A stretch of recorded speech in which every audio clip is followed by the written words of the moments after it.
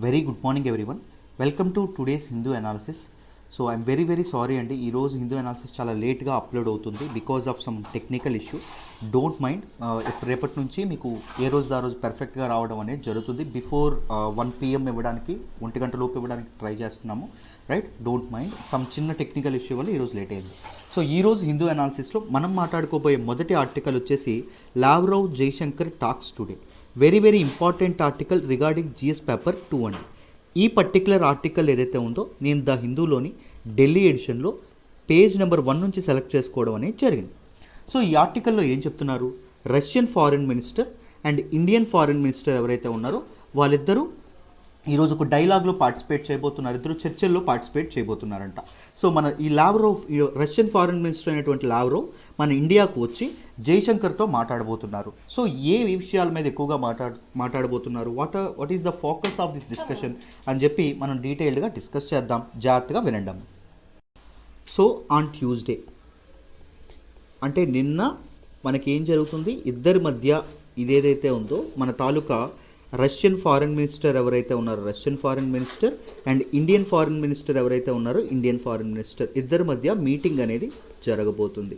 And what is the ఇద్దరి మధ్య meeting జరగడానికి మెయిన్ కారణం ఏంటి, సో ఏంటి ఎక్కువగా వీళ్ళు ఫోకస్ చేయబోతున్నారు అంటే ఆఫ్ఘనిస్తాన్లో ఉండేటటువంటి పీస్ ప్రాసెస్ ఏదైతే ఉంటుందో పీస్ ప్రాసెస్.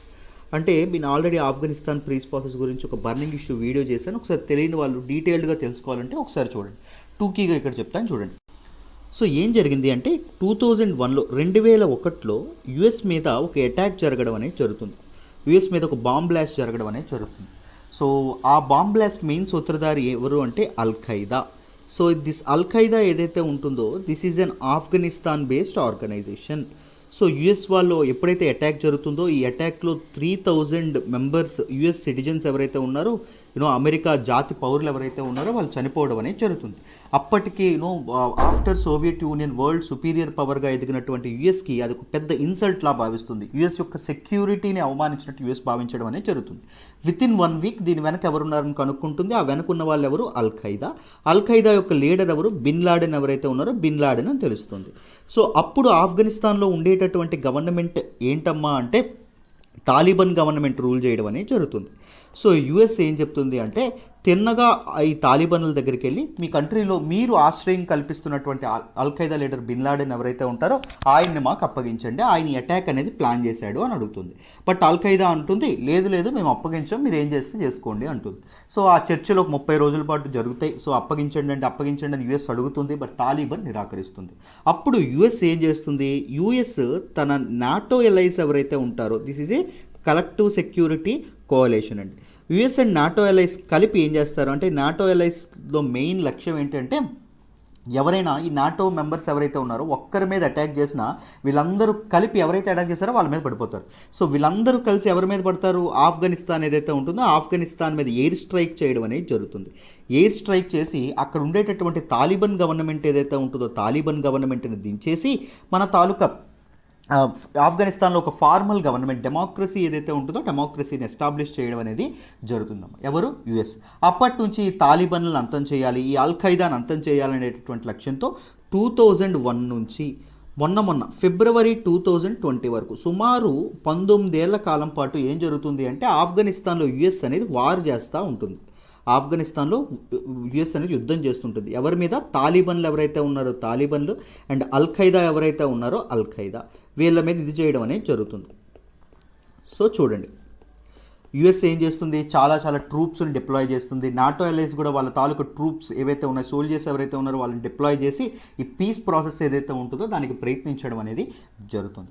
కానీ 2016లో ట్రంప్ ఎప్పుడైతే ఎలక్షన్లో పోటీ చేశారో ఆయన ఒక మాట ఇస్తారండి. ఎలక్షన్లో ఏమని చెప్తారు అంటే అక్కడ ఉండేటటువంటి సోల్జర్ ఫ్యామిలీస్కి, సో నేను మీ ఇంటికి దూరంగా ఉంటున్నటువంటి సోల్జర్స్ ఎవరైతే ఉన్నారో వాళ్ళని వెనక్కి రప్పిస్తాను, మీతో పాటు వాళ్ళు సంతోషంగా ఉండేటట్టు నేను చేస్తాను అని చెప్పడం అనేది జరుగుతుంది.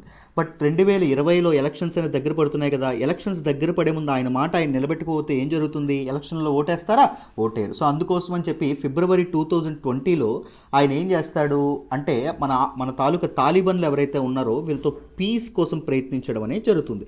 ఒకవేళ తాలిబాన్లతో పీస్ చేసుకున్నారనుకోండి, దీస్ పీపుల్ ఎవరైతే ఉన్నారో మన ట్రూప్స్ ఎవరైతే ఉన్నారో ఈ ట్రూప్స్ అందరినీ వెనక్కి రప్పించేయచ్చు కదా. సో ఈ ఆఫ్ఘనిస్తాన్లో పీస్ అనేది ప్రివైల్ అవ్వాలంటే మన తాలూకా యుఎస్ దగ్గర ఉన్నటువంటి 3 ఆప్షన్లు.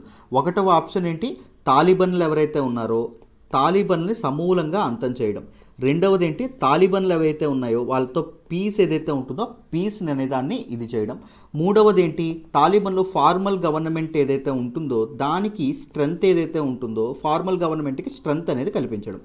బట్ తాలిబన్లు అంతం చేయాలనేటటువంటి ప్లాన్ ఏదైతే ఉంటుందో ఈ ప్లాన్ అనేది సఫలం అవ్వలేదండి. ఎందుకు అవ్వలేదు, ఎందుకు అంటే తాలిబన్లకి సేఫ్ హ్యావెన్స్గా కొన్ని కంట్రీస్ ఉన్నాయి. అవేంటి అంటే పాకిస్తాన్ లాంటి కంట్రీస్లో తాలిబన్లు తలదాచుకోవడం అనేది జరుగుతుంది. సో 19 ఏళ్ళుగా యుఎస్ లాంటి ఒక సోఫిస్టికేటెడ్ ఒక మోడర్న్ ఆర్టిలరీ ఉన్నటువంటి మోడర్న్ వెపన్స్తో వాళ్ళు పోరాడుతున్నప్పటికీ, మోడర్న్ టెక్నాలజీతో పోరాడుతున్నప్పటికీ తాలిబన్లు వాళ్ళు అంతం చేయలేదంటే కారణం పాకిస్తాన్ లాంటి కంట్రీస్ ఏవైతే ఉన్నాయో వాటిని ఇది చేయడం. సో యుఎస్ ఏమనుకుంటుంది, ఫార్మల్ గవర్నమెంట్ని స్ట్రెంథన్ చేయాలన్నా సో ఏం అవసరం, సమ్ కైండ్ ఆఫ్ సెక్యూరిటీ లేకపోతే వాళ్ళని స్ట్రెంథన్ చేయించలేం. సెక్యూరిటీ ఉండాలంటే ఎవరు ఉండాలి, ట్రూప్స్ మళ్ళీ ఉండాలి. సో ట్రూప్స్ని వెనక్కి తెప్పిస్తానని కదా ప్రామిస్ చేశారు ఎలక్షన్స్లో. సో ఇది కూడా చెల్లదు, ఇది కూడా చెల్లదు. సెకండ్ ఆప్షన్ ఏంటండి, తాలిబన్లతో పీస్ ప్రివైల్ చేసుకోవడం, పీస్ మీటింగ్ అనేది చేయడం. సో తాలిబన్లతో శాంతి ఒప్పందం ఏదైతే ఉంటుందో అది మన ట్రంప్ గారు చేసుకోవడం అనేది జరిగింది. సో ఈ తాలిబన్ పీస్ ప్రాసెస్ ఏదైతే ఉంటుందో దీనికి వన్ ఆఫ్ ద ఎగనెస్ట్గా ఉన్నటువంటి కంట్రీ ఏంటి అంటే ఇండియా. ఎందుకు తాలిబన్ పీస్ ప్రాసెస్కి ఎగనెస్ట్గా ఇండియా ఉంది అంటే యుఎస్ పీపుల్ అక్కడ లేకపోతే ఈ తాలిబన్లు ఎవరైతే ఉన్నారో సో ఇండియా లాంటి, పాకిస్తాన్ లాంటి కంట్రీస్తో చేతులు కలిపి ఇండియా మీద అటాక్స్ చేసేటటువంటి అవకాశం ఉంది. ఇండియాలో కమ్యూనల్ రియాట్స్ కానీ ఇవన్నీ వచ్చేటటువంటి టెర్రరిస్ట్ అటాక్స్ కానీ జరిగేటటువంటి అవకాశం ఉంది. ఇండియన్ సెక్యూరిటీ ఏదైతే ఉంటుందో ఇంటర్నల్ సెక్యూరిటీకి ఇబ్బంది కలుగుతుంది. దాంతోపాటు ఆఫ్ఘనిస్తాన్లో ఇండియా పెట్టినటువంటి, ఇండియన్ ఫర్మ్స్ పెట్టినటువంటి ఇన్వెస్ట్మెంట్స్ ఏవైతే ఉన్నాయో వాటిని కూడా వాళ్ళు కొల్లగొట్టేటటువంటి, ధ్వంసం చేసేటటువంటి, ఇండియన్ అసెట్స్ని, ఇన్వెస్ట్మెంట్స్ని ధ్వంసం చేసేటటువంటి అవకాశం కూడా ఉంది. సో ఫస్ట్ నుంచి ఆఫ్ఘన్ పీస్ ప్రాసెస్ ఏదైతే ఉంటుందో ఆఫ్ఘన్లో పీస్ ప్రివైల్ అవ్వడం ఇష్టమే, కానీ తాలిబన్లకి స్ట్రెంగ్త్ చేకూర్చడం అనేది మన ఇండియాకి ఇష్టం లేదు. సో మీ అందరికీ తెలుసు యుఎస్ అండ్ దాంతోపాటు రష్యా ఈ రెండు ఆగర్భ శత్రువులు, ఎప్పటి నుంచో శత్రువులు. సో మనకి ఆఫ్టర్ సెకండ్ వరల్డ్ వార్ 2 అయిన తర్వాత సోవియట్ యూనియన్ ఏదైతే ఉంటుందో సోవియట్ యూనియన్ కూడా ఒక ఈస్టర్న్ సైడ్ ఒక సుపీరియర్ పవర్గా ఎదుగుతుంది. సో మీ అందరికీ తెలిసే ఉంటుంది 1922లో స్థాపించబడినటువంటి సోవియట్ యూనియన్, డిసెంబర్ 30వ తారీఖున స్థాపించబడినటువంటి Soviet Union after the second world war, రెండవ ప్రపంచ యుద్ధం తర్వాత ఒక ప్రపంచ శక్తిగా ఎదగడం అనేది జరుగుతుంది. సో ఈ రెండింటి వల్ల ఏంటి, వరల్డ్ కూడా పోలరైజ్ అయిపోవడం అనేది జరుగుతుంది, అంటే డివైడ్ అయిపోవడం అనేది జరుగుతుంది. Some countries support US and some countries support Soviet union. So అలా మారిపోవడం అనేది జరుగుతుంది. ఆఫ్ కోర్స్ ఇండియా లాంటి కంట్రీస్ నాన్ అలైన్మెంట్ ఏదైతే ఉంటుందో, నాన్ అలైన్మెంట్ అంటే గోడ మీద పిల్ల ఎవరికి సపోర్ట్ చేయకుండా ఉండడం అనేది జరిగింది అనుకోండి. కాకపోతే ఇండియా అనేది అప్పుడు ప్రత్యక్షంగా ఎవరికి సపోర్ట్ చేసేది, సోవియట్ యూనియన్కి ఎక్కువగా సపోర్ట్ చేసేది. సో ఎప్పుడు రష్యాకి అండ్ మన తాలూకా ఇండియా ఏదైతే ఉంటుందో ఇద్దరి మధ్య టైస్ ఇంత బాగున్నాయంటే దానికి కారణం సోవియట్ యూనియన్ టైంలో, కోల్డ్ వార్ టైంలో ఇద్దరి మధ్య ఏర్పడినటువంటి బంధం అని చెప్పి మనం చెప్పుకోవచ్చు. రైట్, ఇక్కడ చూడండి అమ్మ. సో ఎప్పుడైతే ఈ ఆఫ్ఘన్ పీస్ ప్రాసెస్ ఏదైతే ఉందో ఆఫ్ఘన్ పీస్ ప్రాసెస్ వల్ల ఏం జరిగింది, ఆఫ్ఘన్లో ఈ 19 ఏళ్ల వార్ వల్ల యుఎస్ యొక్క ట్రూప్స్ ఏవైతే ఉన్నాయో యుఎస్ యొక్క ట్రూప్స్ అనేవి ఎక్కడ పట్టడం అనేది జరిగింది, ఆఫ్ఘనిస్తాన్లో పడ్డం అనేది జరిగింది. అర్థమైందా? సో ఆఫ్ఘనిస్తాన్కి రావడం అనేది జరిగింది. సో ఆఫ్ఘనిస్తాన్ ప్రాంతంలో యుఎస్ ట్రూప్స్ ఉండడం ఎవరికి నచ్చట్లేదు అంటే రష్యాకి నచ్చట్లేదు. ఎందుకండి నచ్చట్లేదు? మొదట ఇద్దరి మధ్య ఉండేటటువంటి శత్రుత్వం. ఒకవేళ యుఎస్ ట్రూప్స్ తాలిబాన్లను అంతం చేసి ఆఫ్ఘనిస్తాన్ మీద ఒక సాఫ్ట్ పవర్ తెచ్చుకున్నారనుకోండి, సాఫ్ట్ పవర్ అంటే ఏంటి అంటే not colonial power, only political interest serve అయ్యేటట్టు ఒక పవర్ అండి. అర్థమైందా? ఒక హోల్డ్ ఆన్ దట్ కంట్రీ. ఒకవేళ చూడండి తాలిబన్లు అంతమైపోయారు, తాలిబన్లు అంతమైపోతే అక్కడ ఉన్నటువంటి ఫార్మల్ గవర్నమెంట్ ఎవరికి సపోర్ట్ చేస్తుంది, తాలిబన్లను అంతం చేసి మాకు సపోర్ట్ ఇచ్చినటువంటి యుఎస్కే సపోర్ట్ చేద్దాం అనుకుంటుంది. సో ఆఫ్ఘనిస్తాన్ మీద హోల్డ్ ఏదైతే ఉంటుందో హోల్డ్ అనేది ఎవరికి నచ్చదు, యుఎస్ హోల్డ్ తెచ్చుకోవడం అనేది రష్యాకి నచ్చదు. ఎందుకంటే ఇద్దరు శత్రువులు. మొదట Afghanistan is one of the very important corridors for world trade, world land trade అండి. ల్యాండ్ రూట్స్ ఏవైతే ఉన్నాయో ఇంకా గట్టిగా చెప్పాలనుకుంటే ఏన్షియన్ టైమ్స్ నుంచి వచ్చేటటువంటి సిల్క్ రూట్ లాంటి రూట్స్ ఏవైతే ఉన్నాయో వీటి మీద యుఎస్ యొక్క హోల్డ్ అనేది పడడం అనేది జరుగుతుంది. సో అది కూడా మన తాలూకా రష్యా ఏదైతే ఉంటుందో రష్యాకి నచ్చట్లేదు. నెక్స్ట్ ఇంకొకటి ఏంటి అంటే రష్యాకి కలెక్టివ్ సెక్యూరిటీ ఎలియన్స్ అయినటువంటి ది సెంట్రల్ ఏషియన్ కంట్రీస్ ఏవైతే ఉన్నాయో తజికిస్తాన్ కానీ, తుర్క్మెనిస్తాన్ కానీ, ఇంకా ఉజ్బెకిస్తాన్ కానీ, ఇలాంటి కంట్రీస్ ఏవైతే ఉన్నాయో they share border with Afghanistan. ఆఫ్ఘనిస్తాన్తో బార్డర్ షేర్ చేసుకుంటాయి. ఆఫ్ఘనిస్తాన్లో యుఎస్ ట్రూప్స్ మొబిలైజ్ అయితే ఈ కంట్రీస్ మీద కూడా ఎఫెక్ట్ పడుతుంది. సో ఈ 3 స్ట్రాటజిక్ అలైస్ కదా రష్యా, ఏమంటే తా అంటే తందాన అంటాయి. సో వీటి మీద దాని తాలూకా ఇది పడ్డం ఏదైతే ఉంటుందో అది కూడా నచ్చలేదు. దాంతోపాటు ఇంకొక రీజన్ ఉందండి, చూడండి. రష్యా ఏదైతే ఉందో మన రష్యాలో పెద్ద ప్రాబ్లం ఏంటి అంటే, చాలా పెద్ద ప్రాబ్లం ఏంటి అంటే రష్యాలో ఇప్పటివరకు రష్యా ఫేస్ చేస్తున్నటువంటి ప్రాబ్లం డ్రగ్స్ అండి. సో ఈ డ్రగ్ ట్రాఫికింగ్ ఏదైతే ఉంటుందో ఈ డ్రగ్ ట్రాఫికింగ్ అనేది ఎక్కువగా రష్యాకి ఎక్కడో జరుగుతుంది అంటే ఆఫ్ఘనిస్తాన్ ఏదైతే ఉంటుందో ఆఫ్ఘనిస్తాన్లో ఓపియం ఏదైతే ఉంటుందో ఓపియం కల్టివేట్ చేసి దాని ల్యాబ్స్లో డ్రగ్స్గా మార్చి అది రష్యాకి తీసుకువెళ్ళడం అనేది జరుగుతుంది. So Russia is very concerned about opium that has been cultivated in ఆఫ్ఘనిస్తాన్లో పండిస్తున్నటువంటి ఓపియం ఏదైతే ఉంటుందో దానికి చాలా చాలా దీనిగా ఉండడం అనేది జరిగింది. ఇప్పుడు ఇదేమడిగింది అంటే ఆఫ్ఘనిస్తాన్లో ఉండేటటువంటి ఫార్మల్ గవర్నమెంట్, దాంతోపాటు ఆఫ్ఘనిస్తాన్లో ఉండేటటువంటి యుఎస్ వాళ్ళకి ఏమడిగింది అంటే సో ఓపియం ఏదైతే ఉంటుందో దీన్ని కల్టివేషన్ని కంట్రోల్ చేయండి అని చెప్పి అనడం అనేది జరిగింది. సో వీళ్ళు ఏం చేశారు, అక్కడ ఉండేటటువంటి లోకల్ పీజెంట్స్ ఎవరైతే ఓపియం కల్టివేట్ చేస్తున్నారో వాళ్ళతో చర్చలు జరపడం అనేది జరిగింది. వాళ్ళకి అర్థమైంది ఏంటండి అంటే ఓపియం కాకుండా వేరే వేరే ఆల్టర్నేటివ్ ఆక్యుపేషన్ వాళ్ళకు ఉందా అంటే లేదు. వేరే ways to other any waste for their sustenance, వాళ్ళ తాలూకా బతుకు తెరుకు ఏమైనా ఇంకో ఆధారం ఉందా అంటే లేదు. ఓపియం ఒక్కటే వాళ్ళ తాలూకా జీవనాధారం. సో అదొక్కటి పండించి దాన్ని నమ్మి వీళ్ళు ఎంతో కొంత డబ్బు చేసుకొని బతకడం అనేది జరుగుతుంది. So the countries economic model ఇప్పటికే వార్ వల్ల డిస్రప్ట్ అయినటువంటి ఎకనామిక్ మోడల్ ఇంకాస్త డిస్రప్ట్ అవుతుంది అని చెప్పి ఈ ఎవరైతే ఉన్నారో మన తాలూకా బోత్ ఆఫ్ఘనిస్తాన్ ఫార్మల్ గవర్నమెంట్, అక్కడ ఉండేటటువంటి యుఎస్ ట్రూప్స్ కూడా రష్యా ఇచ్చినటువంటి ఆ రిక్వెస్ట్ ఏదైతే ఉంటుందో దాన్ని కొట్టివేయడం అనేది జరిగింది. అందుకు రష్యాకి ఇంకాస్త కోపం. సో మేము మంచి చెప్తున్నా యుఎస్ వాళ్ళు ఒప్పుకోవట్లేదు, చెడు చెప్తున్నా యుఎస్ వాళ్ళు ఒప్పుకోవట్లేదు, మేము ఏదంటే దానికి ఎగనెస్ట్గానే మాట్లాడుతున్నారు అని చెప్పి రష్యా అనేది ఇవ్వడం అనేది జరిగింది. So Russia never wanted to support formal government in Afghanistan. So they wanted to support Taliban. ఎందుకు? తాలిబన్లకి ఎగనెస్ట్గా ఎవరు పోరాడుతున్నారు? అమెరికా అనేది పోరాడుతుంది, యుఎస్ అనేది పోరాడుతుంది. రష్యా అనేది ఎవరికి సపోర్ట్ చేయాలనుకుంటుంది? తాలిబన్లు ఎవరైతే ఉన్నారో తాలిబన్. ఎందుకంటే వాళ్ళకి తెలుసు Talibans are so powerful. So ఫ్యూచర్లో మన తాలూకా ఆఫ్ఘనిస్తాన్లో ఏదైనా గవర్నమెంట్ ఫామ్ చేస్తే వాళ్ళు ఎవరు ఫామ్ చేస్తారంటే తాలిబన్లే ఫామ్ చేస్తారు. సో తాలిబన్లు ఫామ్ చేస్తే నేను తాలిబన్లకు ముందు నుంచే సపోర్ట్గా ఉన్నాను అనుకోండి, తాలిబన్ల గవర్నమెంట్ వచ్చిన తర్వాత రష్యా యొక్క హోల్డ్ ఏదైతే ఉంటుందో అది ఆ టెరిటరీ మీద పడడం అనేది జరుగుతుంది అని చెప్పి రష్యా అనేది పసిగట్టడం అనేది జరిగింది. అర్థమైందా? సో రష్యా ఏం చేసింది, తాలిబన్లు ఎవరైతే ఉన్నారో తాలిబన్లకి మనీ, దాంతోపాటు వెపన్స్ ఇవన్నీ సపోర్ట్ చేయడం అనేది జరిగింది. సో ఈ మనీ అండ్ వెపన్స్ వీళ్ళు తీసుకొని ఎవరి మీద అండి పోరాడారు? మన తాలూకా వీళ్ళు ఎవరైతే ఉన్నారో యుఎస్ ట్రూప్స్ ఏవైతే ఉన్నాయో దాంతోపాటు ఆఫ్ఘనిస్తాన్ ఫార్మల్ గవర్నమెంట్ ఏదైతే ఉంటుందో దాని మీద పోరాడడం అనేది జరిగింది. అందుకు రష్యాకి ఈ ఆఫ్ఘనిస్తాన్ పీస్ ఏదైతే ఉంటుందో, ఆఫ్ఘనిస్తాన్ అంటే తాలిబన్ స్ట్రెంత్ అండ్ గవర్నమెంట్ ఏదైతే ఉంటుందో అది ఆఫ్ఘనిస్తాన్లో ఫామ్ అవ్వడం రష్యాకి చాలా చాలా ఇంపార్టెంట్ అండి. సో రీసెంట్గా ఏం జరిగింది, మార్చ్ 18న ఆఫ్ఘనిస్తాన్ పీస్ ప్రొసీజర్ ఏదైతే ఉంటుందో దాని మీద సమీక్షించేందుకు రష్యా అనేది ఆఫ్ఘనిస్తాన్లో ఒక సమిట్ ఏదైతే ఉంటుందో సమిట్ కండక్ట్ చేసిందండి. ఈ సమిట్లో చాలా కంట్రీస్ ఇన్వైట్ చేశారు, కానీ ఇండియా ఏదైతే ఉంటుందో ఇండియాని ఇన్వైట్ చేయడం అనేది జరగలేదు. Because India will definitely be against Taliban and Russia's interest ఎవరి ఎగ్నెస్ట్గా ఉన్నాయి, తాలిబన్ ఏదైతే ఉంటుందో తాలిబన్కి సపోర్ట్గా ఉండడం అనేది జరిగింది. అందుకే ఇండియాని వీళ్ళు ఇన్వైట్ చేయడం అనేది జరగలేదు.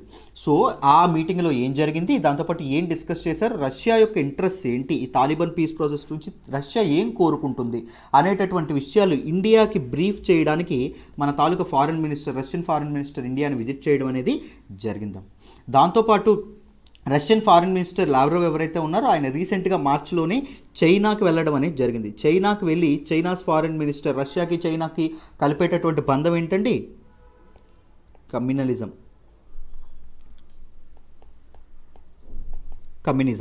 కదా. సో ఈ కమ్యూనిజం ఏదైతే ఉంటుందో అది కలపడం అనేది జరుగుతుంది. సో మన తాలూకా రష్యా తాలూకా ఫారెన్ మినిస్టర్ చైనాకి వెళ్ళి సో యుఎస్కి ఎగనెస్ట్గా ఒక జాయింట్ ఫ్రంట్ ఏదైతే ఉంటుందో దాన్ని కూడా వీళ్ళు ఏర్పాటు చేయడం అనేది జరిగింది. యుఎస్ యొక్క ఇంట్రెస్ట్ ఏవైతే ఉన్నాయో, యుఎస్ యొక్క డామినెన్స్ ఏదైతే ఉంటుందో దాన్ని ఎలా తగ్గించాలి, ఎలా కౌంటర్ చేయాలనేటటువంటి ఉద్దేశంతో వీళ్ళు ఒక చర్చలు ఏవైతే ఉన్నాయో అవి కూడా జరుపుకోవడం అనేది జరిగింది.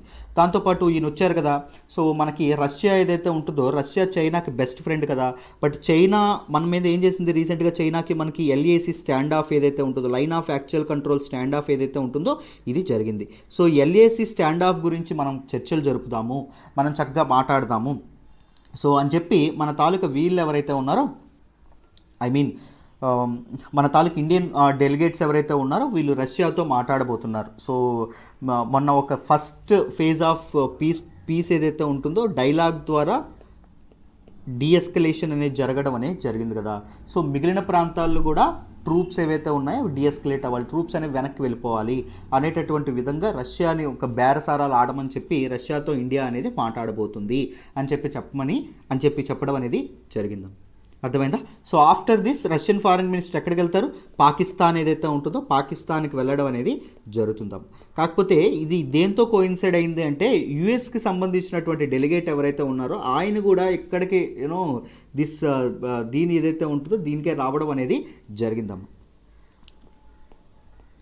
యుఎస్కి సంబంధించినటువంటి ఒక డెలిగేట్ ఎవరైతే ఉన్నారో ఆయన కూడా ఇక్కడికి రావడం అనేది జరిగింది. US special presidential envoy for climate ఎవరైతే ఉన్నారో ఆయన కూడా ఇండియాకి ఇదే సమయంలో రావడం అనేది జరిగింది.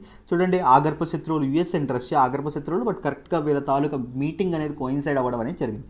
ఈ నెక్స్ట్ ఎక్కడికి వెళ్తారు అంటే ఆ బంగ్లాదేశ్లో ఉండేటువంటి ఢాకా ఏదైతే ఉంటుందో ఢాకాకి వెళ్ళబోతున్నారు. ఆయన పాకిస్తాన్ ఏదైతే ఉంటుందో పాకిస్తాన్కి వెళ్ళబోతున్నారు అని చెప్పడం అనేది జరిగింది. దాంతోపాటు ఇంకొక విషయం ఏం మాట్లాడుకోబోతున్నారు అంటే S-400 మిసైల్స్ ఏవైతే ఉన్నాయో S-400 మిసైల్స్.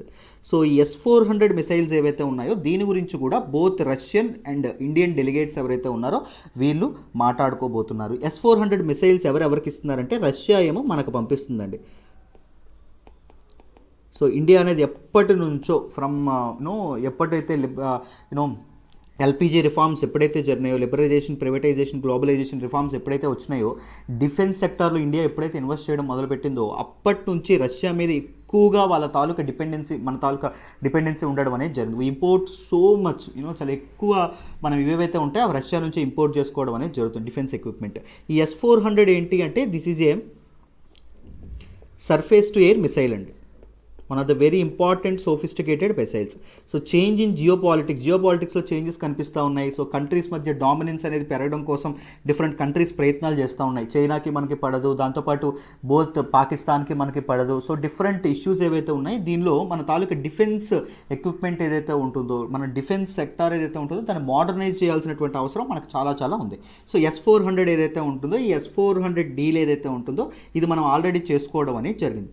బట్ యూఎస్ ఏదైతే ఉంటుందో మనం S-400 మిసైల్స్ తీసుకోవడం వల్ల యుఎస్ మన ఇండియా మీద శాంక్షన్స్ విధించేటటువంటి అవకాశం ఉంది, ఆంక్షలు విధించేటటువంటి మోస్ట్లీ ఎకనామిక్ శాంక్షన్స్ అనేవి విధించేటటువంటి అవకాశం అనేది ఉందాం.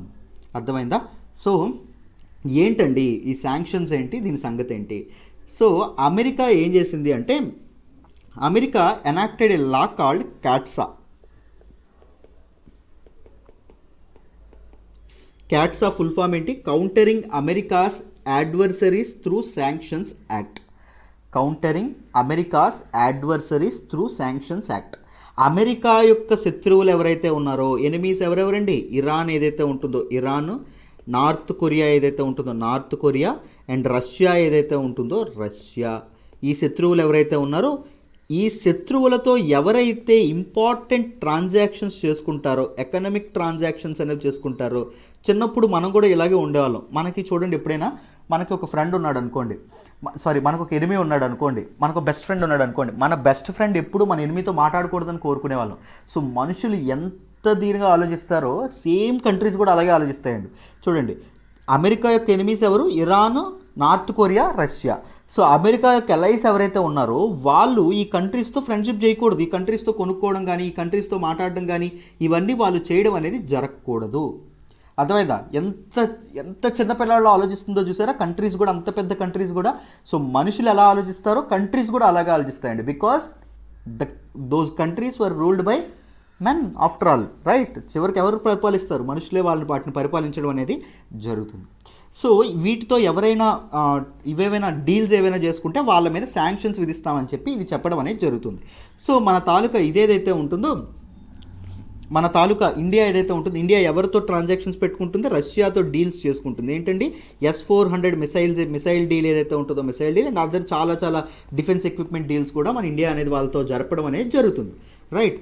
సో దాంతోపాటు AK-203 రైఫిల్ కానీ, లేకపోతే 200 KA-226T యూటిలిటీ హెలికాప్టర్స్ ఏవైతే ఉన్నాయో అవి కానీ, ఇవన్నీ ఇండియా అనేది చేసుకోవడం, mutual logistics agreements, maritime cooperation, so ఇలా మనకు చాలా ఉన్నాయి. సో బట్ ఇండియా ఏదైతే ఉంటుందో, ఇండియా మళ్ళీ యుఎస్కి స్ట్రాంగెస్ట్ అలై. సో ఏషియాలో చైనా యొక్క బ్యాలెన్స్ని, చైనా యొక్క డామినెన్స్ని కౌంటర్ బ్యాలెన్స్ చేయాలంటే ఎవరి హెల్ప్ ఉండాలి? మన తాలూకా యుఎస్కి ఇండియా యొక్క హెల్ప్ ఉండాలి. India is very very strongest ally. But ఇక్కడ ఈ చట్టం ఏం చెప్పింది? ఎవరైతే మన అమెరికా యొక్క అడ్వర్సరీస్ ఎవరైతే ఉన్నారో వాళ్ళ మీద శాంక్షన్స్ విధించాలని.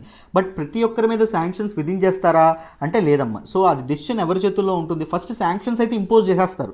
ఇంపోజ్ చేసిన తర్వాత యుఎస్ ప్రెసిడెంట్ ఎవరైతే ఉన్నారో, యుఎస్ ప్రెసిడెంట్ తన తాలూకు డిస్క్రిషన్, తన తాలూకు ఇష్ట ప్రకారంగా ఇన్ ఎ ఫేజ్డ్ మేనర్ ఆ శాంక్షన్స్ అనేది రిమూవ్ చేయొచ్చు. ఇండియా అనేది ఏమనుకుంటుంది?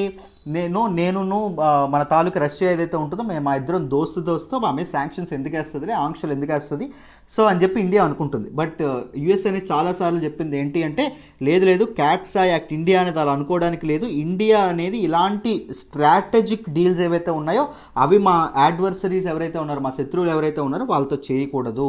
So we will impose sanctions అని చెప్పి మన తాలూకా యుఎస్ ఏదైతే ఉంటుందో, యుఎస్ చాలాసార్లు నొక్కి ఒక్క నుంచి మాట్లాడడం అనేది జరిగిందండి. అర్థమైందా? Right. So this is all about CAATSA. So I hope మీ అందరికీ క్యాట్సా అంటే ఏంటో అర్థమైంది అనుకుంటున్నాను. S-400 missile deal, Afghan peace process, Russia ఎందుకు ఎగనెస్ట్గా ఉంది, సో ప్రతి స్టోరీ మొత్తం డీటెయిల్డ్గా అర్థమైందని అనుకుంటున్నాను. అర్థమైందా? సో మీకు బెస్ట్ అప్రోచ్ చెప్తాను చూడండి. నా అనాలిసిస్ చూసే ముందు ఒక్కసారి పేపర్ చదవాలి. పేపర్లో మీకు 30% అవగాహన వస్తుంది ఏం జరుగుతుంది అని. తర్వాత ఏం మీకు బ్యాక్గ్రౌండ్ తెలియదు కాబట్టి కాస్త ఇబ్బంది పడతారు. Course don't worry. సో నా అనాలిసిస్ చూసిన తర్వాత ఒక్కసారి మీరు తప్పకుండా పేపర్ మళ్ళీ చదవాలి. That is for sure. అర్థమైందా? అది జాగ్రత్తగా మెయింటైన్ చేయండి. సో ఐ హోప్ ఈ ఆర్టికల్ ఏదైతే ఉంటుందో, ఈ ఆర్టికల్ అనేది మీ అందరికి అర్థమైందని అనుకుంటున్నాను. So let us move to the next article. ఈరోజు హిందూ ఎనాలిసిస్లో మనం మాట్లాడుకోబోయే నెక్స్ట్ ఆర్టికల్ వచ్చేసి INS Virat, Indian naval ship Virat now private property of ship breaker. Very very important article regarding GS paper 300 defence టెక్నాలజీలో మనం మాట్లాడుకోవడం అనేది జరుగుతుంది. అండ్ ఈ పర్టికులర్ ఆర్టికల్ నేను ద హిందూలో ఢిల్లీ ఎడిషన్లో పేజ్ నెంబర్ 10 నుంచి సెలెక్ట్ చేసుకోవడం అనేది జరిగిందమ్మ. ఈ ఆర్టికల్ని డీటెయిల్డ్గా డిస్కస్ చేద్దాం, జాగ్రత్తగా వినండి. సో ఇండియన్ నేవీ ఏదైతే ఉంటుందో, ఎన్నాళ్ళ నుంచో మనకి ఎంతో గొప్పగా సర్వ్ చేసినటువంటి INS విరాట్ ఏదైతే ఉంటుందో దీన్ని డీకమిషన్ చేయడం అనేది జరిగింది. అంటే దీని తాలూకా వాడకం ఏదైతే ఉంటుందో ఇది ఆపేయడం అనేది జరిగింది. సో దీన్ని ఏం చేసింది? ఒక ప్రైవేట్ షిప్ బ్రేకింగ్ కంపెనీ ఏదైతే ఉంటుందో దానికి అమ్మేయడం అనేది జరిగింది. ఎవరికి? ప్రైవేట్ షిప్ బ్రేకింగ్ కంపెనీ ఏదైతే ఉంటుందో దానికి అమ్మేయడం అనేది జరిగింది. సో ఈ షిప్ బ్రేకింగ్ ఎక్కడ జరుగుతుందంటే గుజరాత్లో ఈ షిప్ ఏదైతే ఉంటుందో దాన్ని డిస్మాంటిల్ చేయడం అనేది జరుగుతుంది. సో INS విరాట్ని ఆల్రెడీ 40% ఏదైతే ఉంటుందో 40%ని ఆల్రెడీ కంప్లీట్గా ఇది చేయడం, కంప్లీట్గా బ్రేక్ చేయడం అనేది జరిగిందమ్మ. సో ఇప్పుడు ఏం జరిగింది అంటే ఇంకొక షిప్ కంపెనీ ఏదైతే ఉంటుందో వాళ్ళు ఇది వేయడం అనేది జరిగింది. దేని మీద వేశారు అంటే ఒక పిటిషన్ వేయడం అనేది జరిగింది, ఒక ప్లీ. ఎక్కడ అంటే సుప్రీంకోర్టులో. ఏమని? సో ఈ షిప్ ఏదైతే ఉంటుందో ఇది ఎన్నాళ్ళలో మనకు సేవ చేసింది, మన తాలూకు ఎమోషన్స్, మన తాలూకు సెంటిమెంట్స్ అనేది దాంతో షేర్ చేసుకుంటాము. కంట్రీ చాలా చాలా బ్యాటిల్స్లో అది పార్టిసిపేట్ చేయడం అనేది జరిగింది. ప్లీజ్ దాన్ని ఒక మ్యూజియంలా టర్న్ చేయండి, మ్యూజియంలా మార్చండి, కానీ దాన్ని ఇలా చేయొద్దు, ఇలా పూర్తిగా డిస్మాంటిల్ అనేది చేయొద్దు అని చెప్పడం అనేది జరిగింది. సో సుప్రీంకోర్టు ఏం చేసింది అంటే INS విరాట్ యొక్క డిస్మాంట్లింగ్ ప్రొసీజర్ ఏదైతే ఉంటుందో దానికి ఒక స్టే విధించడం అనేది జరిగింది. తాత్కాలికంగా స్టే పడింది. సో దీని గురించి దాని ఫైనల్ వెర్డిక్ట్ ఇస్తూ సుప్రీంకోర్టు ఏం చెప్పింది అంటే, సో ఇప్పుడు అది it is not public property, అది పబ్లిక్ ప్రాపర్టీ కాదు. ఎవరైతే ప్రైవేట్ షిప్ బ్రేకింగ్ కంపెనీ ఎవరైతే కొనుక్కున్నారో ఇది వాళ్ళ తాలూకా ప్రైవేట్ ప్రాపర్టీ అయిపోయింది, ఎందుకంటే వాళ్ళు కొనేసుకున్నారు. సో మీకు కావాలనుకుంటే యూ కెన్ రీపర్చేజ్, ఎవరైతే పిటిషన్ వేశారో మీరు రీపర్చేజ్ చేసి దాన్ని మ్యూజియంలో మార్చడానికి ప్రయత్నించండి. అర్థమైందా? సో మేము ఆ ప్రైవేట్ ప్రాపర్టీ మీద హక్కులు తీసుకునే విధంగా మేము ఇది చేయలేము అని చెప్పడం అనేది జరిగింది. ఏమైందమ్మా, సుప్రీంకోర్టులో ఒక పిటిషన్ వేశారు. ఆ పిటిషన్ ఏంటి, ఐఎన్ఎస్ విరాట్ ఏదైతే ఉంటుందో దాన్ని ఒక మ్యూజియం కమ్ అడ్వెంచర్ సెంటర్గా మార్చండి అని చెప్పారు. బట్ సుప్రీంకోర్టు ఏం చెప్పింది, అది ఆల్రెడీ అమ్ముడుపోయింది, private shipping company, ship breaking కంపెనీకి వెళ్ళిపోయింది. So it is a private property, so మేము ఇప్పుడు ఏమీ చేయలేము అని చెప్పడం అనేది జరిగింది. అర్థమైందా? So this carrier was brought by the Gujarat based Shriram group అండి, ship breaking firm a bid. So ఒక బిడ్లో గుజరాత్ చెందినటువంటి శ్రీరామ్ గ్రూప్ అనేది దీన్ని కొనుక్కోవడం అనేది జరిగింది, ఐఎన్ఎస్ విరాట్. అదే న్యూస్లోకి వచ్చింది. సో ఐఎన్ఎస్ విరాట్ గురించి కొద్దిగా ప్రిలిమ్స్లో ఇంపార్టెంట్ ఫ్యాక్ట్స్ ఏవైతే ఉన్నాయో వీటి గురించి చదువుకుందాం, జాగ్రత్తగా వినండి. ఐఎన్ఎస్ విరాట్ ఏదైతే ఉంటుందో it holds Guinness world record అండి. దీనికి ఒక గిన్నిస్ వరల్డ్ రికార్డ్ ఉండడం అనేది జరిగింది for being the longest serving worship of the world. So it is the longest serving, చాలా ఎక్కువ కాలం తన సేవలు అందించినటువంటి ఒక వార్షిప్ ఏది అంటే ఇండియా. ఐఎన్ఎస్ విరాట్ ఏదైతే ఉంటుందో INS Virat not only India అండి, ప్రపంచవ్యాప్తంగా. అర్థమైందా? So this is an air craft carrier. యుద్ధ సమయాల్లో ఈ ఎయిర్ క్రాఫ్ట్స్ ఏవైతే ఉంటాయో వాటిని సముద్ర మధ్య భాగంలోకి తీసుకెళ్లడం అనేది జరుగుతుంది. This is an air craft carrier అండి. దీని తాలూకా వెయిట్ చూసుకుంటే 27,800 tons. And it is British navy ఏదైతే ఉంటుందో బ్రిటిష్ నేవీలో కూడా 25 ఏళ్ల పాటు ఇది చేయడం అనేది జరిగింది. అండ్ తర్వాత ఇది ఇండియన్ నేవీ ఏదైతే ఉంటుందో ఇండియన్ నేవీలోకి 1987లో 1987లో ఆఫ్టర్ రిఫర్బిష్మెంట్ దీన్ని కాస్త మరమ్మతులు జరిపి దీన్ని మళ్ళీ ఇండియన్ నేవీలోకి డిప్లాయ్ చేయడం అనేది జరిగింది. అర్థమైందా? So Sri Lankan piece keeping procedure ఏదైతే ఉంటుందో 1989లో, అంటే ఎల్టీటీఈకి శ్రీలంకన్ సివిల్ వార్ అనేది ఒక వీడియో చేశాను సెపరేట్గా, బర్నింగ్ ఇష్యూస్ ఫోల్డర్లో ఉంటుంది చూడండి. ఎల్టీటీఈకి దాంతోపాటు శ్రీలంకన్ గవర్నమెంట్ ఏదైతే ఉంటుందో శ్రీలంకన్ గవర్నమెంట్కి జరిగినటువంటి శ్రీలంకన్ సివిల్ వార్ ఏదైతే ఉంటుందో ఆ వార్లో భాగంగా పీస్ కీపింగ్, శ్రీలంకలో పీస్ అనేది ప్రివైల్ చేయడానికి India launched operation called Operation Jupiter. So ఈ ఆపరేషన్ జూపిటర్ ఏదైతే ఉంటుందో దీనిలో very very important role play చేసినటువంటి ఇదేంటమ్మా అంటే షిప్ ఏంటంటే ఐఎన్ఎస్ విరాట్ అండి. అర్థమైందా? దాంతోపాటు ఆపరేషన్ పరాక్రమ్ ఏదైతే ఉంటుందో ఆపరేషన్ పరాక్రమ్లో కూడా మన పార్లమెంట్ మీద అటాక్ జరిగిన తర్వాత ఈ ఆపరేషన్ పరాక్రమ్ ఏదైతే ఉంటుందో దీన్ని కూడా ఇది చేయడం అనేది జరిగింది, దీన్ని కూడా ఇండియా లాంచ్ చేయడం అనేది జరిగింది. ఆపరేషన్ పరాక్రమ్లో కూడా ఈ ఐఎన్ఎస్ విరాట్ ఏదైతే ఉంటుందో అది చాలా చాలా అద్భుతమైనటువంటి ఇది చేయడం అనేది జరిగింది. అర్థమైందా?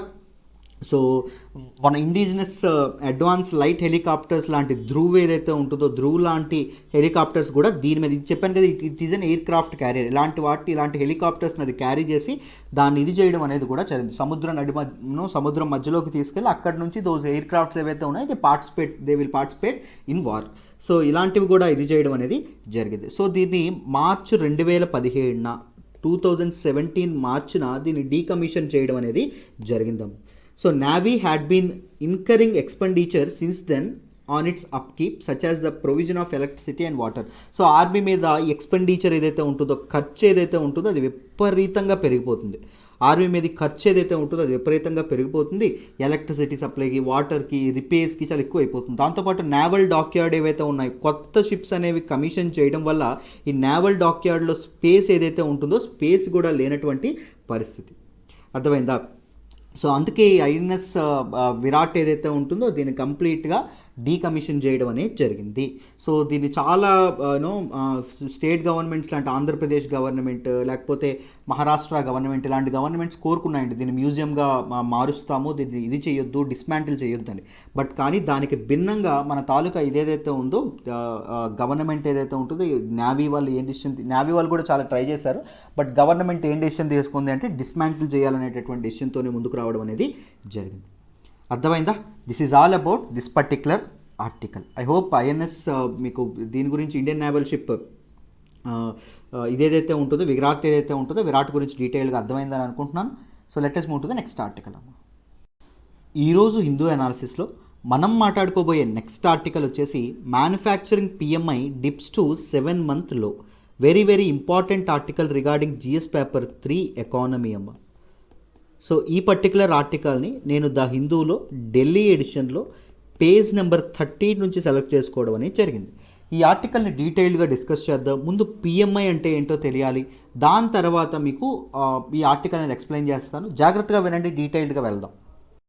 సో ఫస్ట్ బేసిక్స్ మాట్లాడుకుంటే మొదట పిఎంఐ అంటే ఏంటో తెలుసుకోవాలి. Purchasing managers index. సో చూడండి, సో పిఎంఐ ఏదైతే ఉంటుందో దిస్ పిఎంఐ ఇండెక్స్ అంటే ఏంటంటే సూచి, ఏదో ఒకటి చెప్తుంది. దేన్ని చెప్తుంది? Purchasing managers index. పర్చేజింగ్ ఎవరైతే ఉన్నారో ఒక ఎకానమీలో పర్చేజెస్ ఏవైతే ఉన్నాయో పర్చేజెస్ అనేవి ఎలా జరుగుతున్నాయి అని చెప్పేటటువంటిది ఏంటి అంటే మన తాలూకా పిఎంఐ అండి. పర్చేజెస్ అంటే ఎంతవరకు జనాలు కొనుక్కోవడానికి ఇష్టపడుతున్నారు, ఎంతవరకు జనాలు స్పెండ్ చేయడానికి ఇష్టపడుతున్నారు. సో ఎకానమీ అనేది దాని మీద కదా డిపెండ్ అవుతుంది. సో పర్చేజింగ్ మేనేజర్స్ ఇండెక్స్ అనేది చెప్పడం అనేది జరుగుతుంది.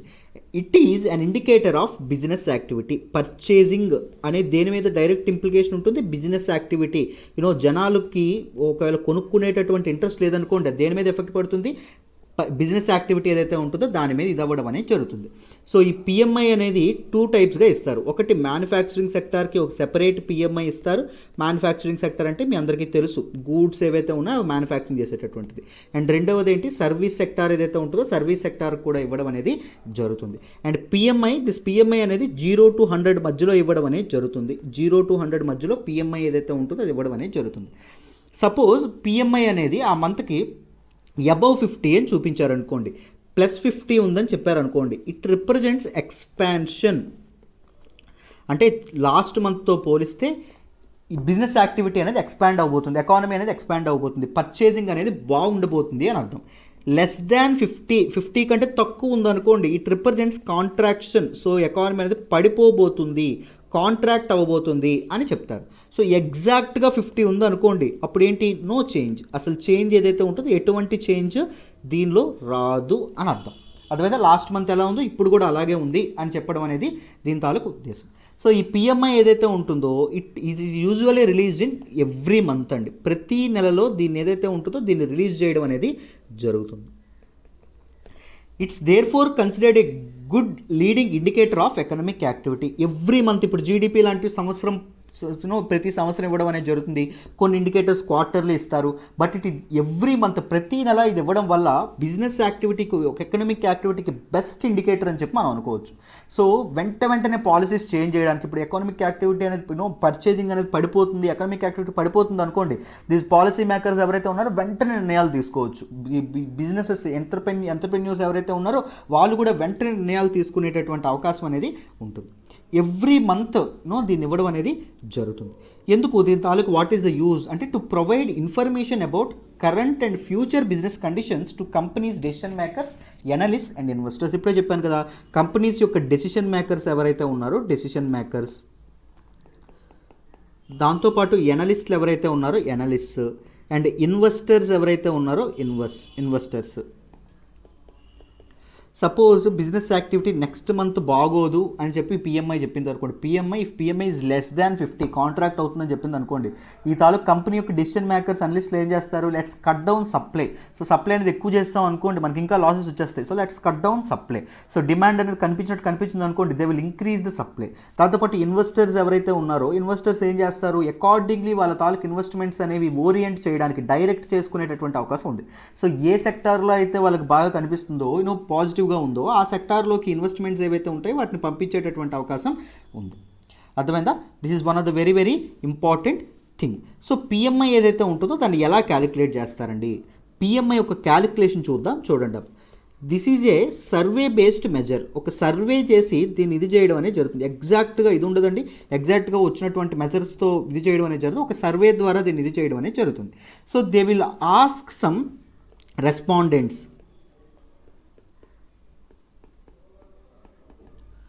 They will ask some respondents about their perception about key business variables as compared with the previous month. So వాళ్ళు ఏమడుగుతారు అంటే బిజినెస్ వాళ్ళ దగ్గరికి వెళ్ళి, బిజినెస్ చేసే వాళ్ళ దగ్గరికి వెళ్ళి మీ ఒపీనియన్ ఏంటి, ఈ రాబోయే నెలలో ఎలా ఉండబోతుంది బిజినెస్ యాక్టివిటీ, తగ్గబోతుందా పెరగబోతుందా అని చెప్పి ఒక సర్వే అనేది కండక్ట్ చేయడం అనేది జరుగుతుంది. సో ఈ సర్వే దీన్ని 3 మెజర్మెంట్స్లో తీసుకుంటారండి. ఒకటి పిఎంఐ మ్యానుఫ్యాక్చరింగ్ ఏదైతే ఉంటుందో PMI manufacturing, next PMI services sector ఏదైతే ఉంటుందో పిఎంఐ సర్వీసెస్ సెక్టార్, అండ్ రెండింటిని కలిపి ఒక కాంపోజిట్ పిఎంఐ ఏదైతే ఉంటుందో కాంపోజిట్ పిఎంఐగా తీసుకోవడం అనేది జరుగుతుంది. గుర్తుపెట్టుకోండి, it is a survey based measurement. So PMI యొక్క ఫార్ములా ఇక్కడ రాస్తున్నాను చూడండి అమ్మా, P1 × 1 plus P2 into 0.5 very very important అండి, మీకు క్వశ్చన్స్ దీని మీద ప్రిలిమ్స్లో వచ్చేటటువంటి అవకాశం ఉంటుంది. Next P3 into 0. So this is the formula. So P1 అంటే ఏంటి అంటే percentage of answers reporting improvement. So చూడండి, వీళ్ళు ఏం అడుగుతారు, రెస్పాండెంట్స్ దగ్గరికి వెళ్ళి బిజినెస్ యాక్టివిటీ ఎలా ఉండబోతుంది అని క్వశ్చన్ అడుగుతారు. సో కొంతమంది రెస్పాండెంట్స్ ఏం చెప్తారు, లేదండి బాగానే ఉండబోతుంది అని చెప్పే కొంతమంది ఉంటారు కదా. సో నెక్స్ట్ కూడా సూపర్ ఉండబోతుంది, ఇంకేంటి COVID-19 రెస్ట్రిక్షన్స్ అని ఎత్తేసారు, సో బాగుంటుందని చెప్పే వాళ్ళు కొంతమంది ఉంటారు. సో ఆ ఇంప్రూవ్మెంట్ సజెస్ట్ చేసినటువంటి ఆన్సర్స్ ఏవైతే ఉన్నాయో, ఒక 10 ఆన్సర్లు వచ్చాయనుకోండి, 10x1 అనుకోండి, అర్థమైందా. So percentage of answers reporting improvement and P2 into 0.5. P2 అంటే ఏంటంటే percentage of answers with no change. కొంతమంది లాస్ట్ నెలలానే ఉండొచ్చు సార్ అని చెప్పారు అనుకోండి, సో 5 ఇంటూ 0.5. 5 చెప్పారు అనుకోండి, అలాగా 5 ఇంటూ 0.5. P3 అంటే ఏంటంటే percentage of answers with contraction. Contraction అంటే ఏంటి, ఎవరైతే లేదంటే నెగిటివ్లోకి వెళ్ళిపోతుంది అని చెప్పే వాళ్ళు ఉంటారు కదా. సో వాళ్ళ బట్టి ఇప్పుడు సపోజ్ ఒక 6 నెగిటివ్లోకి వెళ్ళిపోతున్నారని చెప్పారు అనుకోండి, P3 ఇంటూ 0. సో ఇదేదైతే ఉంటుందో దీన్ని తీసుకోవడం అనేది జరుగుతుందన్నమాట. సో దీన్ని బట్టి మన తాలూకా PMI ఏదైతే ఉంటుందో, the resultant will be given as PMI. So above 50 ఉంటే ఏంటి, ఎక్స్పాన్షన్, బిలో 50 ఉంటే ఏంటి, కాంట్రాక్షన్, అండ్ ఈక్వల్ టు 50 ఉంటే ఏంటి, no change in economic activity. So ఈ PMI అనేది ఎవరు ప్రొడ్యూస్ చేస్తారండి, PMI అనేది మామూలుగా 3 ఆర్గనైజేషన్స్ అనేవి ఇది చేయడం అనేది జరుగుతుంది. ఫస్ట్ది ఏంటి అంటే institute for supply management, ISM అని ఉంటుందండి, దిస్ ఈజ్ ఇన్ USA, ఇది ఇవ్వడం అనేది జరుగుతుంది. Second, Singapore institute of purchasing and materials management, Singapore institute of purchasing and materials management, SIPM, it is in Singapore, పేరులోనే ఉంది. మూడవది ఏంటి అంటే IHS మార్కెట్ గ్రూప్, మార్కిత్ అంటాం. So this was in London. So every month మామూలుగా ఎక్కువగా every month తన తాలూకు ప్రతి నెల క్రమం తప్పకుండా ఇచ్చేటటువంటిది ఏంటి అంటే ISM USA ఏదైతే ఉంటుందో, ISM USA and IHS market ఏదైతే ఉంటుందో అండ్ సిప్మ్ ఏదైతే ఉంటుందో, ఇవి అప్పుడప్పుడు ఇవ్వడం అనేది జరుగుతుంది. అప్పుడప్పుడు తమ తాలూకా PMI ఏదైతే ఉంటుందో దాన్ని రిలీజ్ చేయడం అనేది జరుగుతుంది. అయితే ఇప్పటి వరకు మనం PMI అంటే ఏంటో తెలుసుకున్నాం కదా. Now look at what is present న్యూస్లోకి ఏమొచ్చిందో చూద్దాం. చూడండి, సో ఏం జరిగింది అంటే IHS మార్కెట్ ఈసారి ఇది PMI అనేది రిలీజ్ చేసిందండి, purchasing managers index. So India యొక్క PMI అనేది రిలీజ్ చేసి ఏం చెప్పింది అంటే, so this PMI decline to A 7-month లో ఆఫ్ 55.4. సో 55.4 అర్థమైందా కి తగ్గిపోవడం అనేది జరిగింది, పడిపోవడం అనేది జరిగింది. అదే మీరు ఫిబ్రవరిలో చూసుకుంటే 57.5 ఉండేది, కానీ ఇప్పుడు ఏకంగా ఎంత పడిపోయింది, 55.4, 7-month లోకి పడిపోవడం అనేది జరిగింది. సో ఇక్కడ చూడండి, PMI 50 దాటుంటే ఏం చెప్పాం మనం, PMI అనేది 50 దాటుంటే it is still expansion, the economy still expanding, కానీ ముందు నెలలతో పోలిస్తే బాగా దారుణంగా పడిపోవడం అనేది జరిగింది అని చెప్పడం అనేది జరిగింది. PMI రిమైండ్ అబౌవ్ 50 లెవెల్ కంటే ఎక్కువ ఉంది, అంటే కాంట్రాక్షన్ నుంచి తప్పించుకోవచ్చు అని మనం చెప్పుకోవచ్చు. కానీ వరుసగా 8th మంత్ అండి, వరుసగా 8th మంత్ మనం కాంట్రాక్షన్ తప్పించుకొని మనం ఇదేదైతే ఉంటుందో ఎక్స్పాన్షన్లోకి అడుగు పెట్టడం అనేది జరిగింది, COVID-19 రెస్ట్రిక్షన్స్ అనేది తీసివేయడం వల్ల. సో తర్వాత ఏం జరిగింది, మళ్ళీ ఇప్పుడు ఫిబ్రవరితో పోలిస్తే కాస్త గ్రాఫ్ అనేది తగ్గడం అనేది జరిగిందని చెప్పడం అనేది జరిగింది. ఎందుకు తగ్గింది sir, what are the concerns అంటే, లాక్డౌన్స్ ఏవైతే ఉన్నాయి, మహారాష్ట్ర లాంటి ప్రాంతాల్లో లాక్డౌన్స్ అనేవి మళ్ళీ రెన్యూ చేయడం, లాక్డౌన్స్ మళ్ళీ పెట్టడం, దాంతోపాటు COVID-19 కేసెస్ ఏవైతే ఉన్నాయో COVID-19 కేసెస్ అనేవి రిసర్జెన్స్ ఒక్కసారిగా పెరగడం కానీ, లేకపోతే డొమెస్టిక్ డిమాండ్ ఏదైతే ఉంటుందో డొమెస్టిక్ డిమాండ్ అనేది కంప్లీట్గా పడిపోవడం కానీ, దాంతోపాటు టైటర్ రెస్ట్రిక్షన్స్ ఏవైతే ఉన్నాయో లాక్డౌన్ రెస్ట్రిక్షన్స్ మళ్ళీ టైట్ చేయడం కానీ, అర్థమైందా. దాంతోపాటు increase in input and output prices, so ఒక వస్తువు తయారు చేయడానికి ఇన్పుట్ ప్రైసెస్ ఏవైతే ఉన్నాయో అవి పెరగడం, అవుట్పుట్ ప్రైసెస్ ఏవైతే ఉన్నాయో అవి పెరగడం. సో ఇన్ఫ్లేషన్ ఏదైతే ఉంటుందో ఇన్ఫ్లేషన్ పెరగడం వల్ల కూడా ఏం జరుగుతుంది, ఇది అనేది ఏర్పడడం అనేది జరుగుతుందమ్మా. సో ఇన్పుట్ ప్రైసెస్ అనేవి పెరిగాయి అనుకోండి, అఫ్ కోర్స్ అవుట్పుట్ ప్రైసెస్ తప్పకుండా పెరుగుతాయి. సో ఇప్పుడు ఒక వ్యాపారి కాటన్ షర్ట్స్ తయారు చేస్తాడు అనుకోండి, కాటన్ కాస్ట్ పెరిగింది అనుకోండి, ఏం జరుగుతుంది, కాటన్ షర్ట్ కాస్ట్ కూడా ఆయన పెంచాల్సినటువంటి అవకాశం అనేది ఏర్పడుతుంది. సో ఈయన దగ్గర ఏమన్నా కొంటారా, కాస్ట్లు ఎక్కువ ఉంటే కొనడం అనేది జరగదు. సో ఏం జరుగుతుంది, సో కాస్ట్లు అనేవి పెరగడం వల్ల డిమాండ్ ఏదైతే ఉంటుందో డిమాండ్ అనేది తప్పకుండా పడిపోతుంది. దాంతోపాటు వ్యాక్సినేషన్ ప్రోగ్రామ్ ఏదైతే చాలా ఎక్కువ కాలం నుంచి ఎదురు చూసాం, వ్యాక్సిన్ వస్తే అంతా మారిపోతుంది అని చెప్పి వ్యాక్సినేషన్ ప్రోగ్రామ్ అనేటటువంటిది అంత ఎఫెక్టివ్గా పనిచేయకపోవడం because of many reasons. Vaccine hesitancy అని మనం మాట్లాడుకున్నాం. People are though there were many number of vaccines మనకు ఉన్నప్పటికీ పీపుల్ ఇంకా చాలామంది వ్యాక్సిన్ వేసుకోకుండా ఉండడం అనేది జరిగింది. ఫ్రీగా గవర్నమెంట్ ప్రొవైడ్ చేస్తున్నప్పటికీ వ్యాక్సిన్స్ అనేవి వేసుకోనటువంటి పరిస్థితి because of a concept called vaccine hesitancy. అదేవిధంగా సైడ్ ఎఫెక్ట్స్ వస్తాయనో, లేకపోతే భయాందోళనల వలనో, లేకపోతే ఏదైనా మెనీ రీజన్స్ వాళ్ళకి యాక్సెసిబిలిటీ తక్కువ ఉండడం వలనో మెనీ రీజన్స్ అయి ఉండొచ్చు. బట్ వ్యాక్సినేషన్ ప్రోగ్రామ్ అనేది అనుకున్నంత స్థాయిలో సరిగ్గా పనిచేయకపోవడం ఏదైతే ఉంటుందో అది కూడా వన్ ఆఫ్ ద రీజన్స్. అందువల్లే మన తాలూకా నెక్స్ట్ మంత్లో ఈ తాలూకా ఎకానమీ అనేది, బిజినెస్ యాక్టివిటీ అనేది పడిపోవచ్చు అని చెప్పి వీళ్ళు అనుకుంటున్నారని చెప్పి ఇక్కడ మనకు న్యూస్లోకి రావడం అనేది జరిగింది. ఐ హోప్ ఈ పర్టికులర్ ఆర్టికల్ కూడా మీ అందరికీ డీటెయిల్డ్గా అర్థమైందని అనుకుంటున్నాను. Let us move to the next article అమ్మ. మనం మాట్లాడుకోబోయే నెక్స్ట్ ఆర్టికల్ వచ్చేసి Putin signs law that could keep him in office till 2036. Very important article regarding GS paper 2 అమ్మ. సో ఈ పర్టికులర్ ఆర్టికల్ నేను ద హిందూలో ఢిల్లీ ఎడిషన్లో పేజ్ నెంబర్ 12 నుంచి సెలెక్ట్ చేసుకోవడం అనేది జరిగింది. Very important article. జాగ్రత్తగా వినండి, మీకు క్లియర్గా ఎక్స్ప్లెయిన్ చేసే ప్రయత్నం అయితే చేస్తాను. సో ఈ ఆర్టికల్ మీకు అర్థం కావాలంటే you need to understand some background. మీకు కొంత బ్యాక్గ్రౌండ్ అనేది అర్థం కావాలి. సో వ్లాడిమిర్ పుతిన్, ఈయన గురించి మీ అందరికీ తెలుసని అనుకుంటున్నాను. Russian president. సో ఈయన ఎప్పటి వరకు 2 terms ఆల్రెడీ సెకండ్ టర్మ్లో ఉండడం అనేది జరిగింది. He is one of the strongest leader in Russian political history. So Russian ప్రెసిడెంట్గా కొనసాగడం అనేది జరుగుతుంది. సో ఇతని తాలూకా టర్మ్ ఏదైతే ఉంటుందో అది 2024లో ఎక్స్పైర్ అవ్వబోతుంది.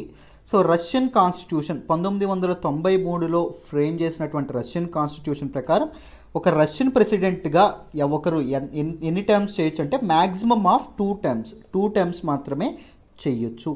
కానీ 2024 కల్లా ఇతని పవర్ అనేది అయిపోతుంది కదా. సో అందుకోసం పుతిన్ ఏం చేశారు అంటే దేర్ షుడ్ బి ఒక కాన్స్టిట్యూషనల్ అమెండ్మెంట్స్ అనేవి చేయాలి. అమెండ్మెంట్స్ అనేవి చేసి ఈ 2 terms లిమిట్ ఏదైతే ఉంటుందో అది తీసి అతని టర్మ్ ఏదైతే ఉంటుందో అతని టర్మ్ కాస్త పెంచుకోవడానికి ఆయన ట్రై చేయడం అనేది జరిగింది. దీనికి ఆయన చెప్పినటువంటి కారణం ఏంటి అంటే సో మన తాలూకా రష్యాలో socio economic and cultural changes ఏవైతే ఉన్నాయో అవి చేంజెస్ జరుగుతున్నాయి, పాలసీస్లో మార్పులు వస్తున్నాయి. ఈ టైంలో ఎగ్జిస్టింగ్ గవర్నమెంట్ కాకుండా వేరే వాళ్ళని ఎత్తుక్కునేటటువంటి సమయం అఫీషియల్స్కి లేదు. సో ఎవరు బెస్ట్గా ఉంటారని so it is better to continue the chair. President అనేటటువంటి చైర్ ఏదైతే ఉంటుందో అది కంటిన్యూ చేస్తే మంచిది అని చెప్పి కొన్ని ప్రపోజల్స్ ఏవైతే ఉన్నాయో కొన్ని ప్రపోజల్స్ని రష్యన్ పార్లమెంట్ ఏదైతే ఉంటుందో రష్యన్ పార్లమెంట్ ముందు పెట్టడం అనేది జరిగింది. Of course Putin is a very strong leader, very influential leader. Parliament okay చెప్పింది. నెక్స్ట్ రష్యన్ సుప్రీం కోర్ట్ ఏదైతే ఉంటుందో సుప్రీం కోర్టులో పెట్టడం జరిగింది. రష్యన్ సుప్రీం కోర్టులో కూడా ఇది చేయడం అనేది జరిగింది. తర్వాత for legitimacy and popular approval ఏదైతే ఉంటుందో అప్రూవల్ కోసం ఏం చేశారు అంటే ఈ తాలూకా కాన్స్టిట్యూషనల్ అమెండ్మెంట్స్ని ఒక రిఫరెండం ద్వారా ప్రజల ముందుకే తీసుకెళ్దాం. ఇప్పుడు వీళ్ళిద్దరూ తీర్పులు ఇచ్చారు ఓకే అని, ప్రజలు ఏం తీర్పిస్తారో చూద్దామని చెప్పి ఒక రిఫరెండం ద్వారా 2020లో పెట్టడం అనేది జరిగిందమ్మా. 2020లో ఒక రిఫరెండం కండక్ట్ చేయడం అనేది జరిగింది. రిఫరెండం అంటే ఏంటండి? రిఫరెండమ్స్ మామూలుగా ఎక్కువగా దేనిలో కనిపిస్తాయి అంటే డైరెక్ట్ డెమోక్రసీ, మనది indirect democracy. Direct democracy Switzerland లాంటి డైరెక్ట్ డెమోక్రసీ ఉండేటటువంటి నేషన్స్లో కనిపించడం అనేది జరుగుతుంది. సో ఏ చట్టం ఇప్పుడు చట్టాలు మన కంట్రీలో ఎవరు చేస్తారు? ప్రజల ద్వారా ఎన్నికైనటువంటి రిప్రజెంటేటివ్స్ ఎవరైతే ఉన్నారో వాళ్ళు నిర్ణయాలు తీసుకోవడం అనేది జరుగుతుంది కదా. మన వాళ్ళకి అక్కడికి చట్టసభలకు పంపిస్తే వాళ్ళు పార్లమెంట్లో అసెంబ్లీలో మన శ్రేయస్సు కోసం మన సంక్షేమం కోసం చట్టాలు చేస్తారు, మనకి ఏది బాగుంటే అది. సో ఇక్కడ ఏం జరుగుతుంది, డైరెక్ట్ డెమోక్రసీ ఉండేటటువంటి నేషన్స్లో ఏదైనా ఒక చట్టాన్ని ప్రజల దగ్గరికే వదిలేస్తారు. అర్థమైందా? ప్రతి ఒక్క చట్టానికి ఏం చేస్తారు, ప్రజలకి ఓటింగ్ పెట్టడం అనేది జరుగుతుంది. People vote on it. So ప్రతి ఒక్క చట్టం ఏ చట్టమైనా, అర్థమైందా? సో ఇప్పుడు కొన్ని కంట్రీస్లో ఏం జరుగుతుంది అంటే కొన్ని ఇంపార్టెంట్ ఇష్యూస్ ఏవైతే ఉన్నాయో కంట్రీ యొక్క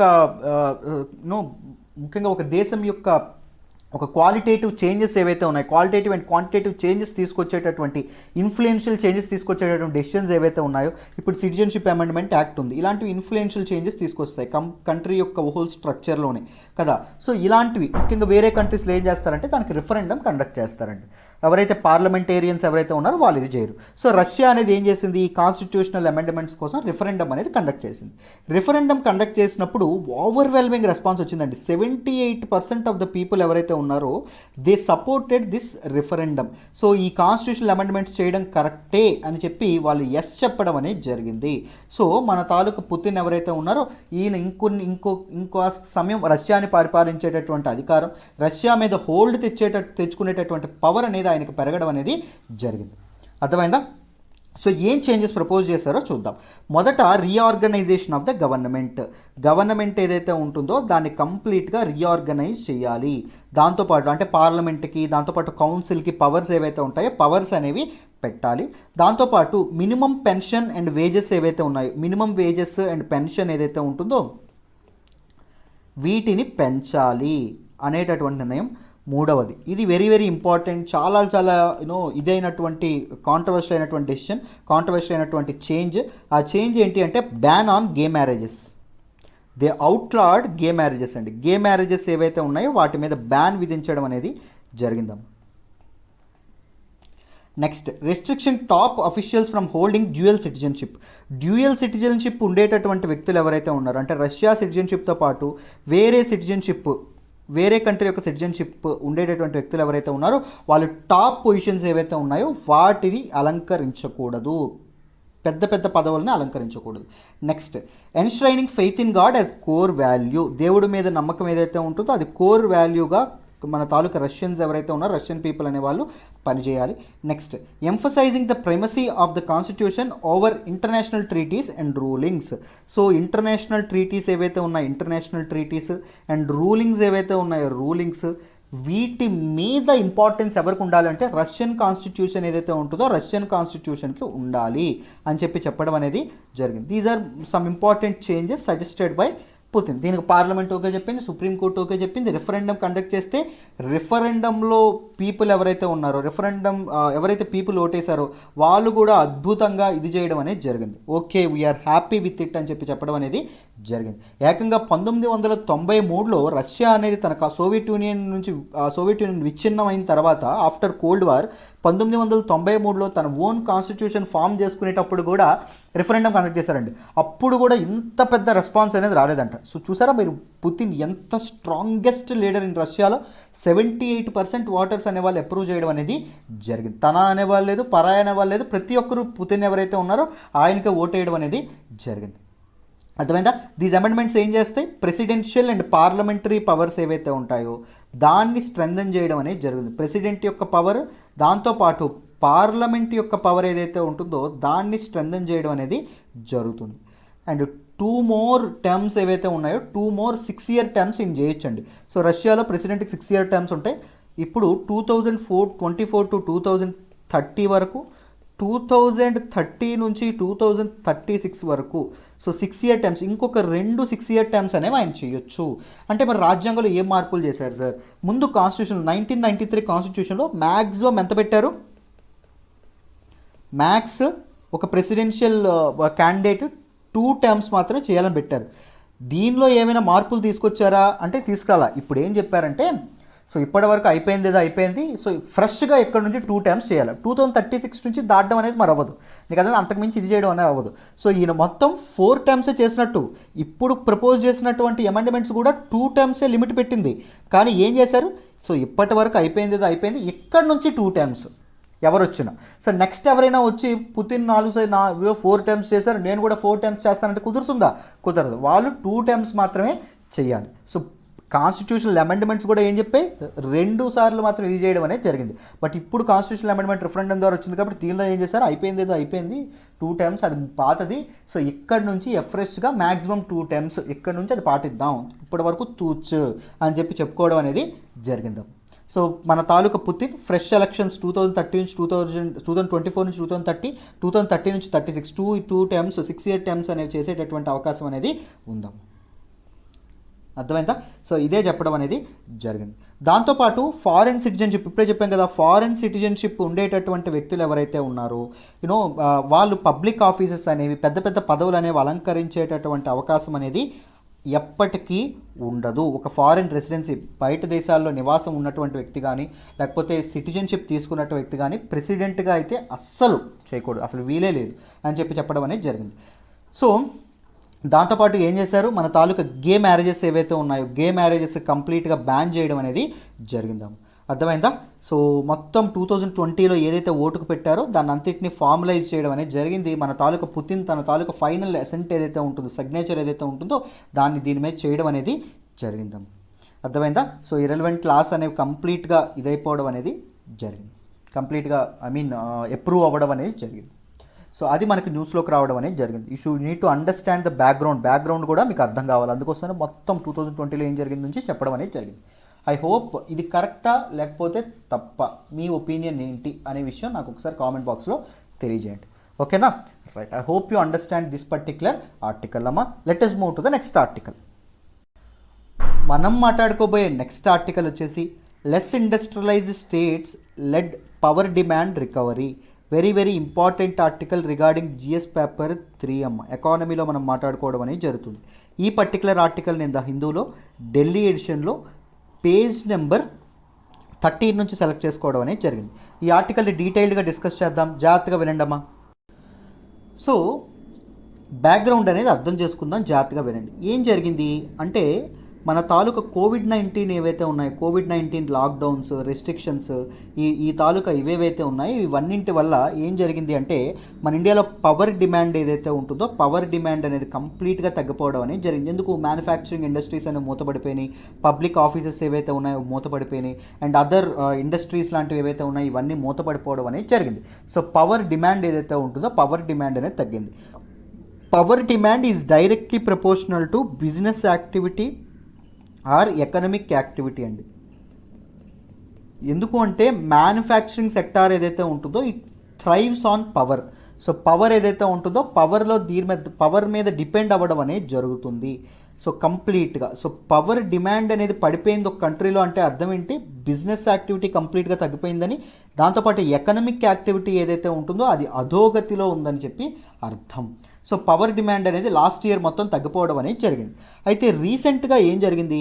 as per the analysis of government data India's less industrialized states have led to recovery in electricity demand.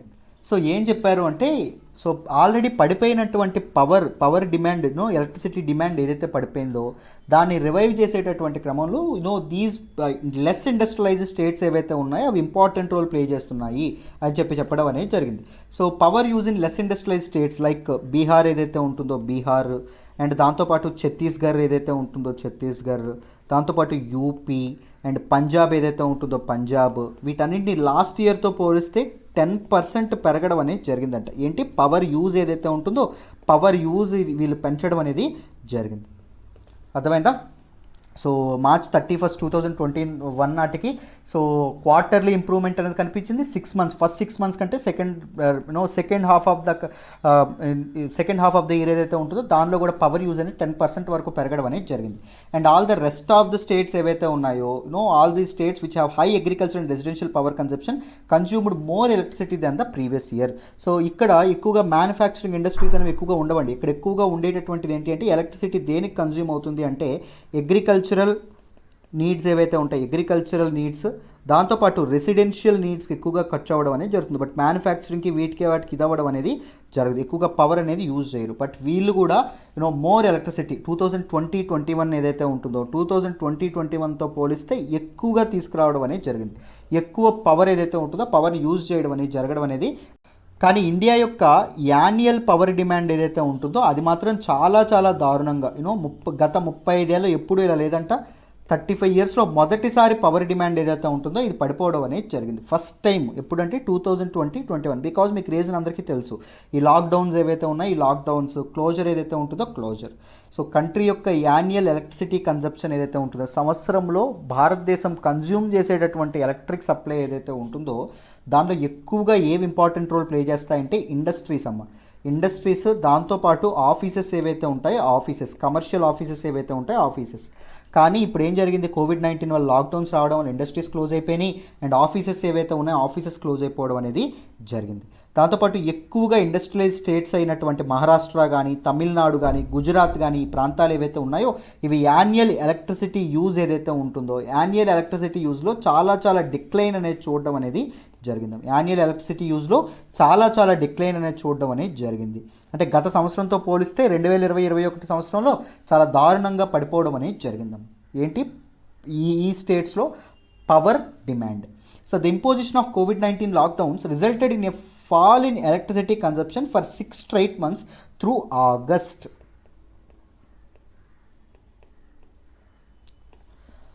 అర్థమైందా? మొత్తం 6 స్ట్రైట్ మంత్స్ ఆగస్ట్ నుంచి మొత్తం ఇప్పటి వరకు ఏం జరగడం అనేది జరిగింది. సో ఎలక్ట్రిసిటీ కన్జంప్షన్ ఏదైతే ఉంటుందో అది పడిపోవడం అనేది జరిగింది. 6 నెలలుగా కంప్లీట్గా పడిపోవడం అనేది జరిగింది. But consumption has since risen for 7 consecutive months with usage in March 2021 rising at the fastest pace in 11 years. So మళ్ళీ సడన్గా ఈ తాలూకా పవర్ కన్జంప్షన్ ఏదైతే ఉంటుందో పవర్ కన్జంప్షన్ అనేది పెరగడం అనేది జరిగింది. మార్చ్ 2021లో ఉన్నటువంటి పవర్ కన్జంప్షన్ ఏదైతే ఉంటుందో అది గత 11 ఏళ్లతో పోలిస్తే చాలా ఎక్కువ అంట. సో ఫాస్టెస్ట్గా చాలా ఎక్కువగా గ్రో అవ్వడం అనేది జరిగింది. అర్థమైందా? అదే మనకి ఈ న్యూస్లో చెప్పడం అనేది జరిగింది. More data based but you can use these examples when you write about recovery, post Covid recovery గురించి మాట్లాడేటప్పుడు you can use these kind of examples in your answer to make your answer more informative. అందుకే ఈ article అనేది నేను select చేసుకోవడం అనేది జరిగింది. I hope ఈరోజు ఆర్టికల్స్ అని మీ అందరికీ అర్థమయ్యాయని అనుకుంటున్నాను. ఐ హోప్ కొత్త విషయాలు నేర్చుకున్నారని అనుకుంటున్నాను. ఇలాగే keep following and keep liking our videos, keep commenting, keep sharing. ఒక చిన్న గ్లిచ్ వల్ల టెక్నికల్ గ్లిచ్ వల్ల ఈరోజు నిన్న అప్లోడ్ చేయాల్సింది ఈరోజు అప్లోడ్ చేయడం అనేది జరుగుతుందండి. డోంట్ మైండ్, ఈ రోజు కూడా అప్లోడ్ చేసేస్తాం తొందరగానే. With in 2 or 3 hours upload కూడా జరిగిపోతుంది. Please follow, right? సో మీకు నా ఎక్స్ప్లెనేషన్ వస్తున్నట్టయితే మీ ఫ్రెండ్స్కి కూడా షేర్ చేయండి. ఇక్కడ నుంచి ఒక్క సండే రోజు హాలిడే మీ అందరికీ తెలుసు. సండే రోజు తప్ప ఏ రోజు హిందూ అనాలిసిస్ మిస్ అవ్వదు, మిస్ చెయ్యను, అందులో డౌటే లేదు. This is my promise for you, right? Thank you so much for all the support అమ్మా. Thank you so much. మళ్ళీ రేపటి హిందూ అనాలిసిస్లో కలుద్దాం. బాయ్ అమ్మా.